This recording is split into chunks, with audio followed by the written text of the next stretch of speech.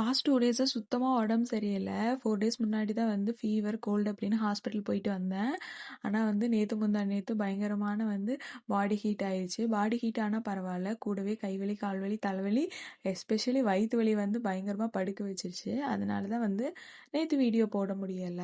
So இன்னைக்கு வந்து monthly வந்து ஒரே ஒரு லீவ் தான் ஆஃபீஸ்ல எடுக்கணும். அதையும் நேத்து எடுத்துட்டேன் அப்படிங்கிறனால இன்னைக்கு கண்டிப்பா ஆஃபீஸ் போயே ஆகணும்னு காலையிலேயே எந்திரிச்சு குளிச்சு கிளம்ப ரெடி ஆயிட்டேன்.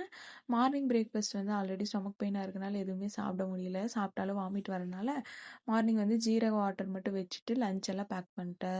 லஞ்சுக்கு வந்து சாப்பாடு, சாம்பார், பொரியல் இருந்தது. அப்புறம் ஜீரக தண்ணி நல்லா கொதிச்சதுக்கப்புறம் அது கொஞ்ச நேரம் ஆற வச்சு குடிச்சிட்டேன். நானும் பாடி ஹீட் போக என்னென்னமோ ட்ரை பண்ணி பார்த்துட்டேன். இளநீ சாப்பிட்றது, நுங்கு சாப்பிட்றது, என்னென்னமோ ட்ரை பண்ணி பார்த்துட்டேன். எதுவுமே ஒர்க் ஆகல.